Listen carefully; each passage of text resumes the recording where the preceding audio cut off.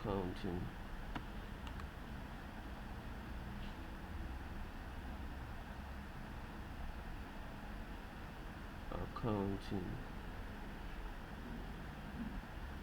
rate of return, ARR, or the return on capital employed.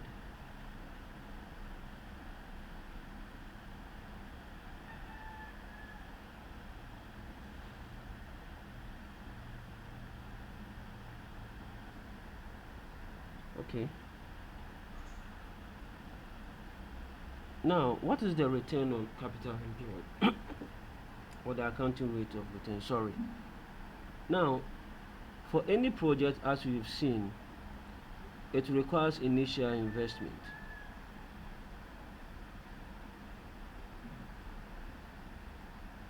But at the end of a period, the project will bring in revenue.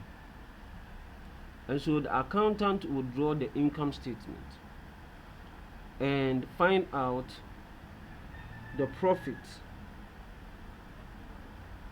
that has been derived from the project. So the accountant draws the income statement and finds the accounting profit.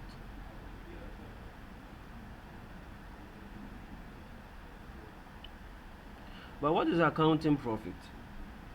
Accounting profit comes as a result of different accounting policies applied in finding out the accounting profit of an organization, taking into consideration such things like depreciation, operating expenses, and the rest.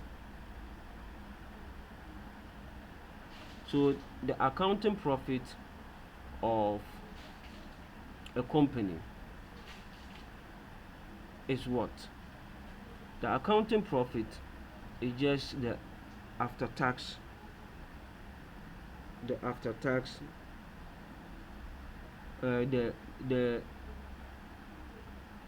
the after tax sorry is the after tax profit. But here you should be careful, because the business would want to see how it fell or how it did, and the accounting profit it obtained before it paid its tax. So in order to get a very good picture of what was gained for the accounting year, the accountant would want to see how much the company made before it paid its tax and before it paid also any interest. So in return on capital employed computation or accounting rate of return calculation, the profit before interest and tax, the profit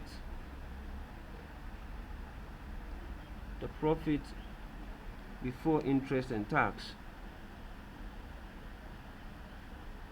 before interest and tax, so profit before interest and tax is what is used, because that gives the accountant a fair view of how the company did for the accounting year. So what then is accounting rate of return?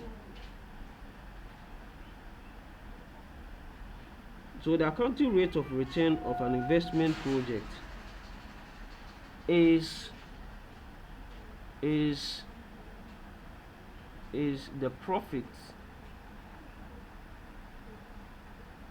before interest and tax,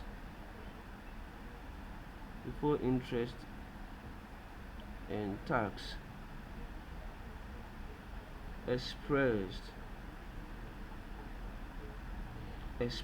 as a percentage of the initial investment.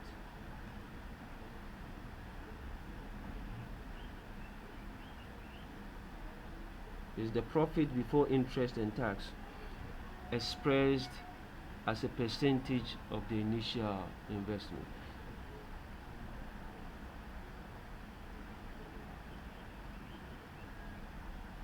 So that is the basic definition of accounting rate of return.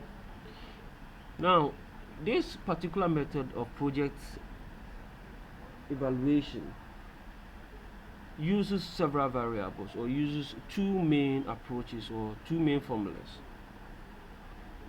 The first formula that uses is that the return on capital employed is the average annual profits before interest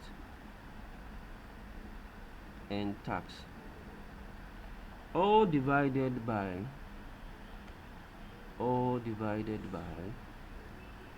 the initial capital cost.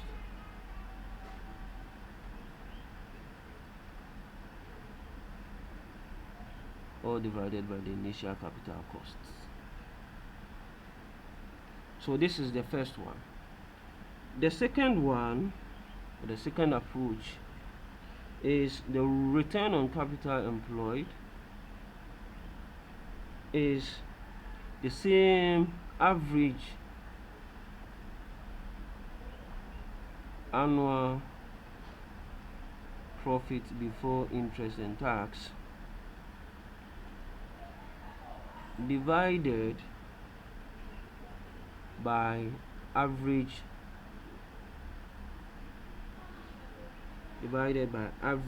capital investment.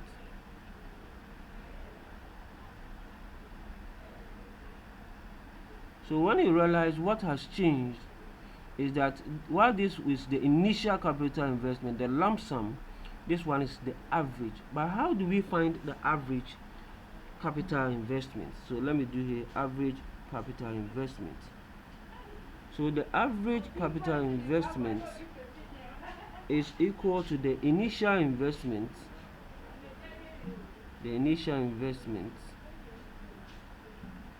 as stated here, plus the scrap value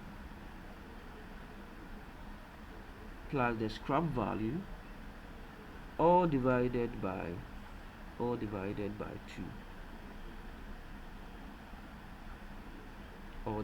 by 2.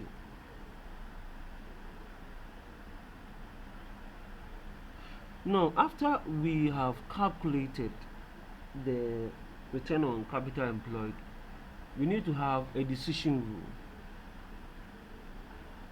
So let me use green here, the decision rule.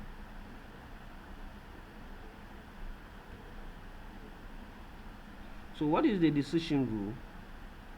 The decision rule is basically for two things: to accept the project based on the accounting rate of return, or to reject it. Now, the decision rule is that after the computation of the accounting rate of return, if the accounting rate of return is greater than the target or the hurdle rate as decided by management, then the project should be accepted. If the ARR or rules is greater than the hurdle rate, greater than the target or hurdle rate, decided by management,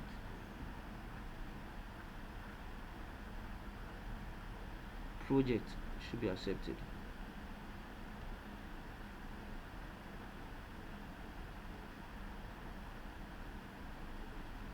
However, if the project or if the ARR calculated does not is lower than the hurdle rate as decided by management, the project should be rejected.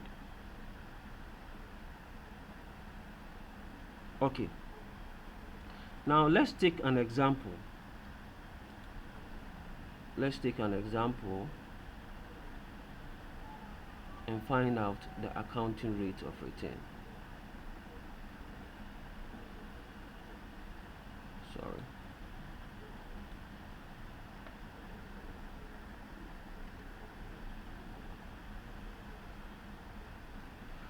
Okay, so let's say a project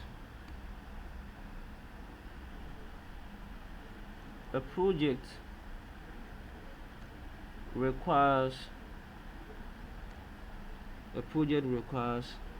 initial investment. Project requires initial investment of $800,000.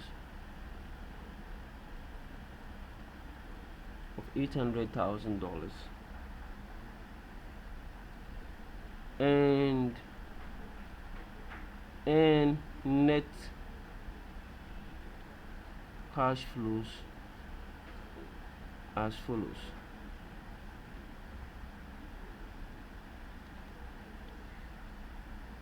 So year 1 up to year 7, year 1, year 2, year 3, year 4, year 5, year 6, and year 7.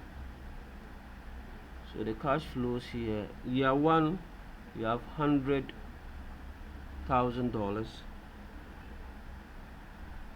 So this is 3 zeros here, $100,000. Year 2 is 200,000. Year 3 is 400,000. Year 4 is 400,000. Year 5 is 300,000. Year 6 is 200,000. And year 7 is $150,000. In addition, at the end of the 7th year, the project or the assets initially bought will be sold. The assets bought will be sold for $100,000. Calculate the accounting rate of return. Calculate the ARR for the rows. So this is the question that we have been given, and we are asked to calculate the accounting rate of return. So let's use the first approach. So the first approach, which is this formula, says that we have to the rows is equal to average profit before interest and tax, all divided by the initial investment.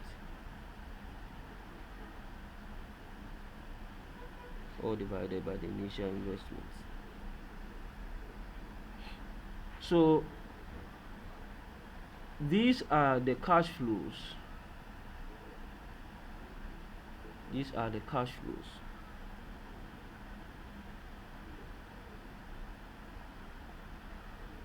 And the initial investment is $800,000.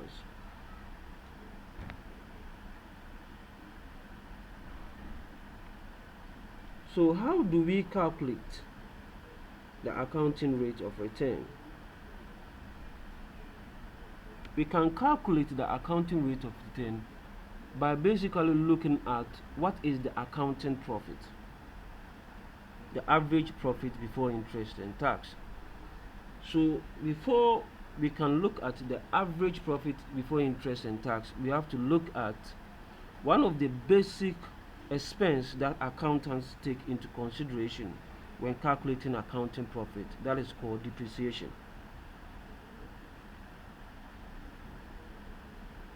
So to calculate the depreciation is the cost of assets minus scrap value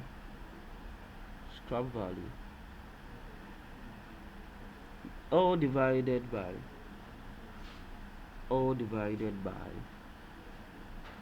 the estimated sorry all divided by the estimated useful life of the asset. So when you look at this one, the asset is for 7 years with a scrap value of $100,000 bought at $800,000. So the depreciation is equal to $800,000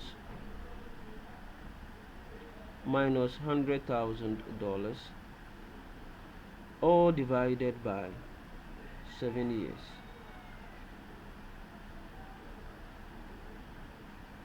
All divided by 7 years. So when you take 100,000 from 800,000 and divide by 7 years, you are going to get $100,000 for each year. So for each year, the asset will depreciate. By $100,000. So therefore, let's go and calculate the accounting profit. Let me clean here. Let's go on and calculate the accounting profit.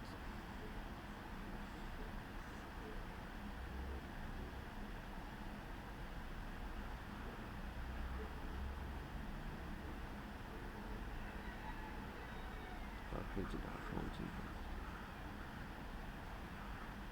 Okay.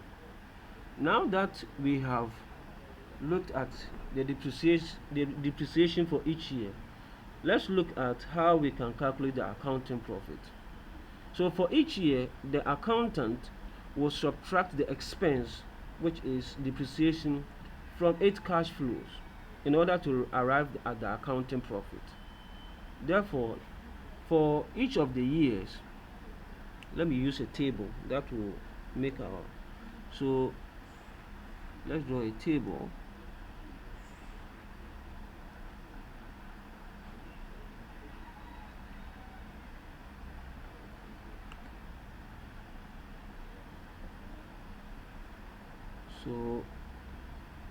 So year one, so for this is for the years, this is for the cash flows,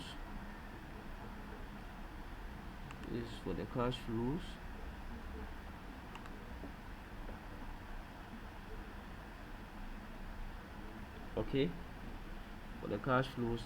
Then this is for the depreciation, and this is the accounting profit. This one will help us.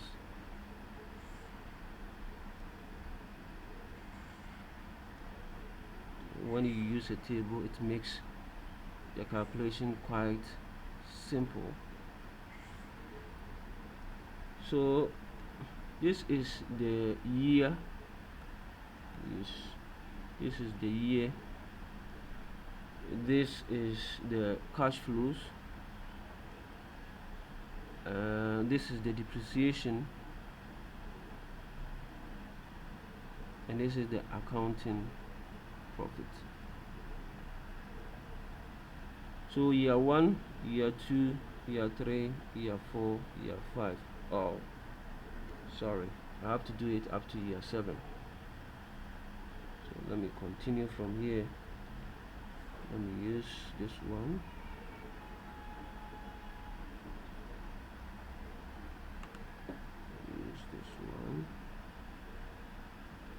Okay, doesn't look precise, forgive me. So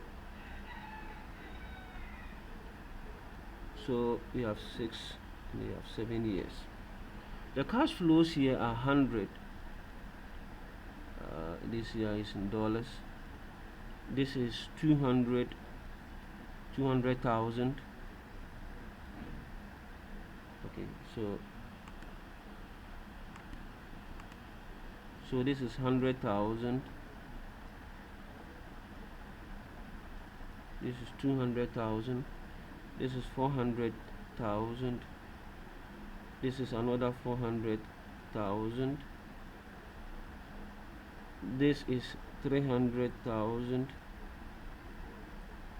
This is 200,000, and this is 150,000. Now the depreciation for each year is 100,000 as we computed.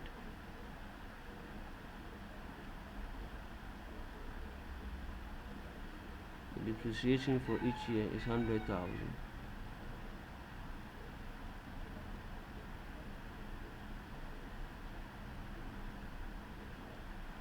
Now the accounting profit is when we subtract this from the cash flow. So this one will give us 0. This one will give us $100,000. This one will give us $300,000. This one will give us another $300,000. This one will give us $200,000, and this one will give us $100,000, and this one will give us $50,000. Now this is the accounting profit that we found. Therefore, we need to find the average. So we need to add. So the average profit before interest and tax will be the 100,000 plus 300,000 plus another 300,000 plus another 200,000 plus another 100,000 plus 50,000, all divided by 7, because it is 7 years. So this is going to give us 100,000 plus this 400 is 700. 700,000 plus 200 is 900. This is $1 million, and $1,050,000. So $1,050,000 divided by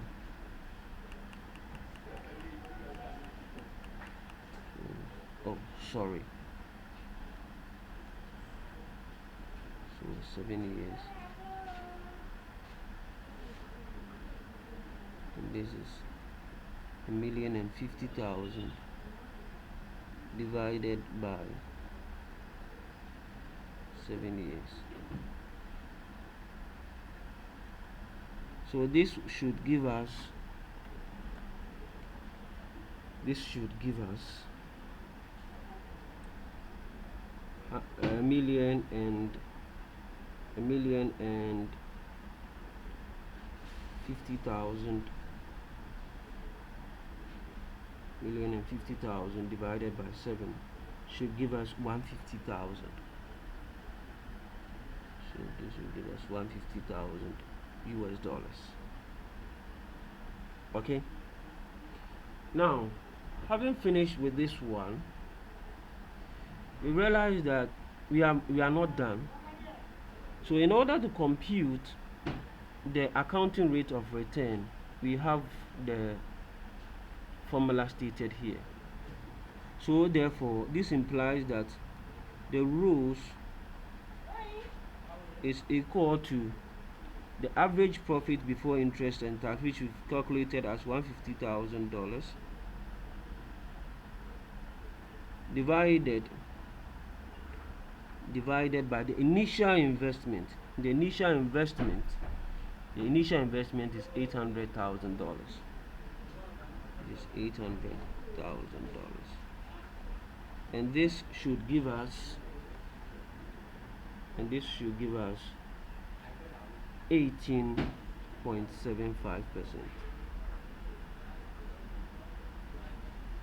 When we multiply the answer by 100, we are going to get 18.75%. Okay, now let's use the second approach. So let me clean this part, the question. Let me clean this part.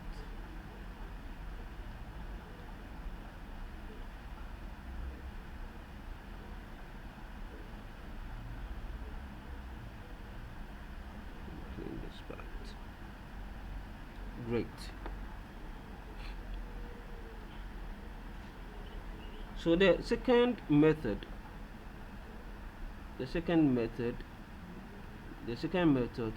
says that the rules is the average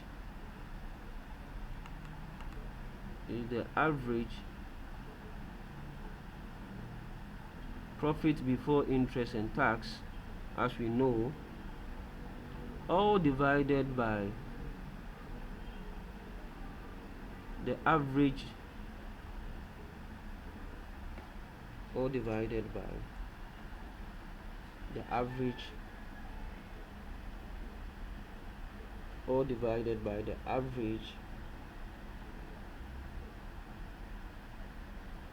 average initial capital.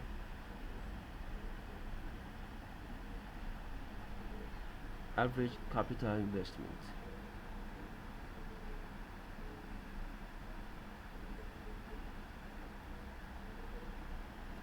But we know that the average capital investment, called the ACI, is the initial investment plus the scrap value, all divided by 2. So we know that the ACI can be calculated from the question.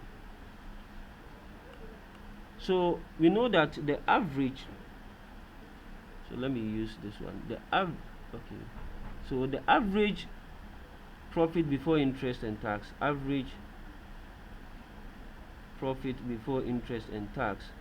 is what has been calculated here, which is $150,000.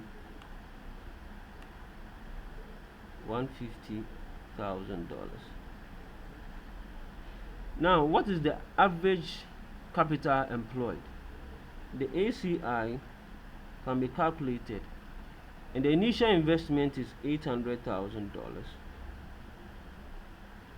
plus the scrap value, which is $100,000, as seen in the question, divided by 2. So 900,000 divided by 2 give us $450,000. Therefore, we can go on to calculate the rules. So this implies that the rules is equal to, based on this formula, we are going to have,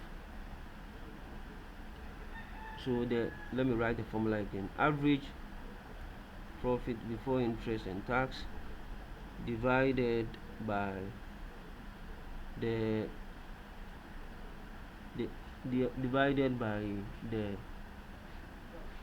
average capital investment. So this one will give us $150,000 all over 450, all divided by $450,000, and this will give us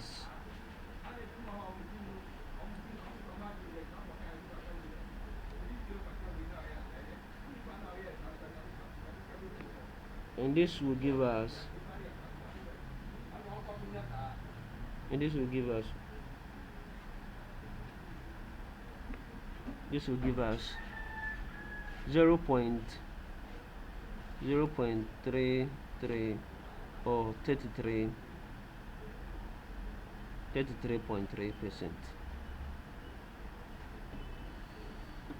Okay, so that is the accounting rate of return, or the return on capital employed. When you look at it, you realize that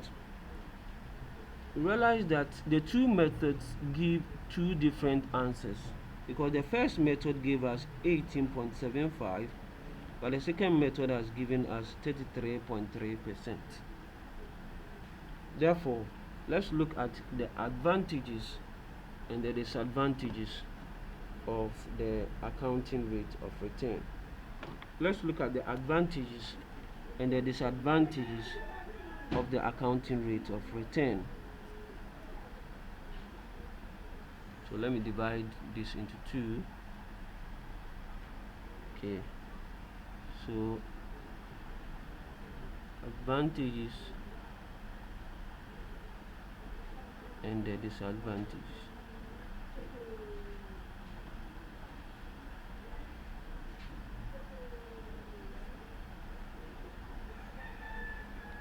Now the first advantage of the accounting rate of return is that it's simple to calculate and easy to understand. Simple to calculate and easy to understand, as we saw in the computation. Now it takes into account accounting measures, such as the depreciation.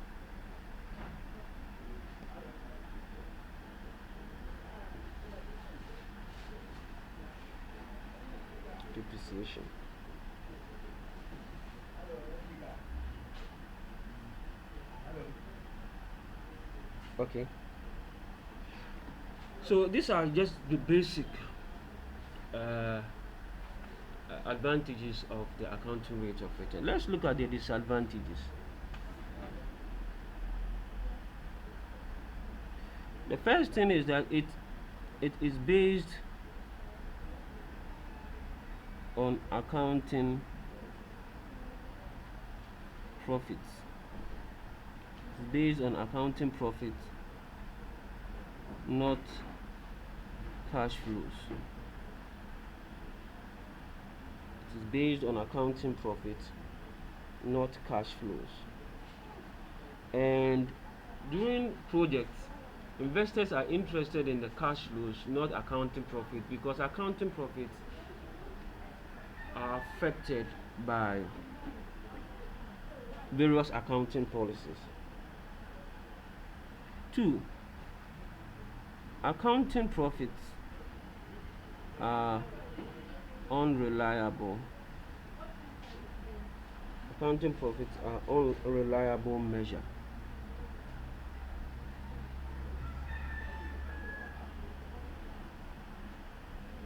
For example, the annual profits and the average annual investment can be both changed simply by altering the rate of depreciation. So the first one that we did, we used the straight line method. Looking at the example, we used the straight line method. But if the company used the reducing balance method, which uses a rate over a period, the rate that they use can change. The rate that they use can change over a period, and that will affect the accounting profit computation that we saw. Then the next one is that the ARR ignores the timing of accounting profit. It ignores the timing of accounting profit.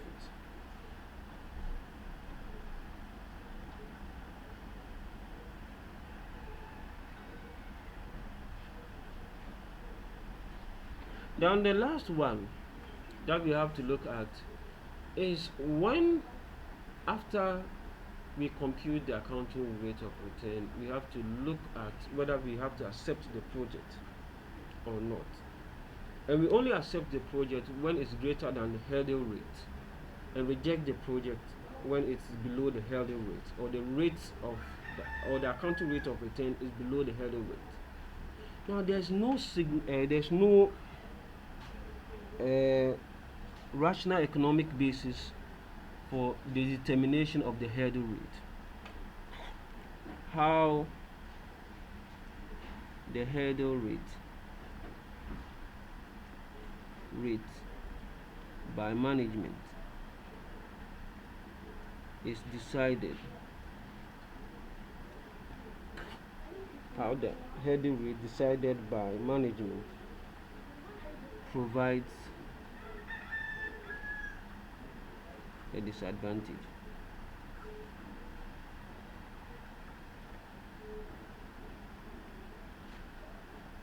Okay, so these are some basic disadvantages of the accounting rate of return. Now we'll be moving to the net present value and the internal rate of return.